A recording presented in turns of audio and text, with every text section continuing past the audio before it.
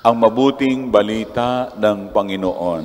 Pinupuri ka namin, Panginoong Hesukristo. Purihin palakpakan natin ang mabuting balita.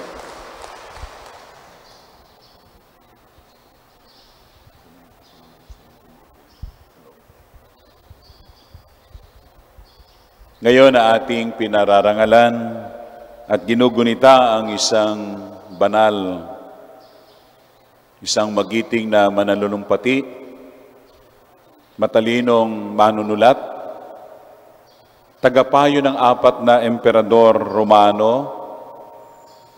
isang mahusay na abogado sa Roma, na naging alagad ng Diyos, naging obispo ng Milan, dalubhasa sa teolohiya at filosofiya, at isa sa napakagandang kontribusyon sa ating pananampalatayang Kristiyano-Katoliko ay ang pagsugpo niya sa erehiya ng Arianismo, heresy of Arianism. Ano po ba yung Arianismo? Ito ay ang ginawang pagtuligsa sa napakahalagang aral Kristiyano tungkol sa dalawang kalikasan o nature ni Jesus. The human and the divine nature. Ang kalikasang tao, human, at kalikasang Diyos, divine. Sapagat itinatwa ng Arianismo ang ganap na pagkadiyos ni Hesukristo. Kinatigan nila na si Jesus bilang ikalawang persona ng Diyos ay hindi kaisa, hindi kasustansya ng Ama. Si Jesus sa nila ay katulad, ngunit hindi kasustansya ng Ama. At ang ganitong paniniwala ay sumisira sa aral Katoliko tungkol sa pagkakatawang tao at pagtubos sa kasalanan. At ito'y matutungo sa maling aral na tinatawag na unitarismo, unitarism, o ang pinaniniwalaang iisa lamang ang persona sa iisang Diyos, na ang Diyos Amay naging Diyos Anak at nang lumaon ay naging Diyos Espiritu Santo. Yan ang ipinakipaglaban ng ating banal na si San Ambrosio. Nanindigan para sa aral ng ating pananampalatayang Kristiyano-Katoliko. Isang napakahalagang kontribusyon at magsilbing inspirasyon sa ating lahat.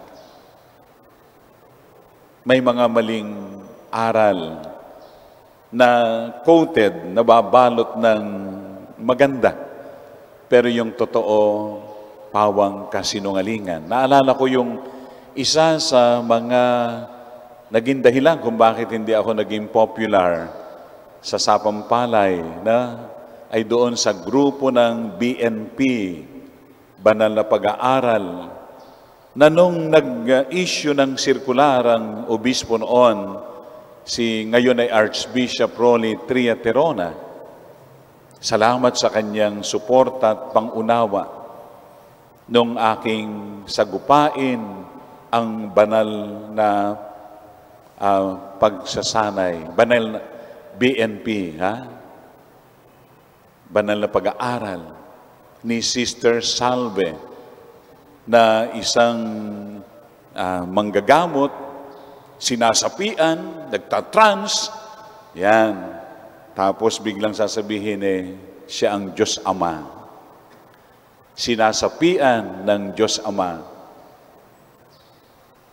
Kaya marami kong mga leaders noon, lay ministers, SPPC officers, na mga mandated organizations na pinamili. Mananatili kayo sa aral ni Salve na ginagawa ninyong puon at Diyos, o kayo makikinig sa aral ng ating simbahan. Yung mga namili para kay Sister Salve at banal na pag-aaral, ay sige, gusto nyo magsimba, magsimba kayo. Pero huwag kayong humawak ng posisyon sa parokya, sa simbahan, na lubhang ikinagalit ng mga deboto ni Sister Salve na isang kulto ang pinaiiral sa nasabing parokya. Maraming parokya, may Santa Maria, may Polo Valenzuela at iba pang parokya na napaniwala ni Sister Salve. Isang kulto. Inspirasyon si San Ambrosio. Napakabanal ni San Ambrosio. Nagmimisa araw-araw, umiwas sa karangyaan at kasayahan sa lipunan. Nagmahal ng lubos sa maralita at may sakit. At ang mahalagang aral na nakintal sa atin, sa aral ni San Ambrosio, sa pag-iwas sa kasalanan, ang ating kaluluwa ay nagiging kawangis ng Diyos. Sa paggawa ng kabanalan, kamukha ng Panginoon. Mga kapatid, hindi lang dapat paggunita, kundi pagpaparangal at pagtulad sa magandang halimbawa ni San Ambrosio.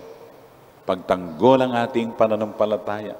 Huwag tayong mabubuhay dala ng ibang mga aral at mga kulto sa ating kapaligiran. San Ambrosio, sa aming mga kahinaan, ipanalangin mo kami. Amen.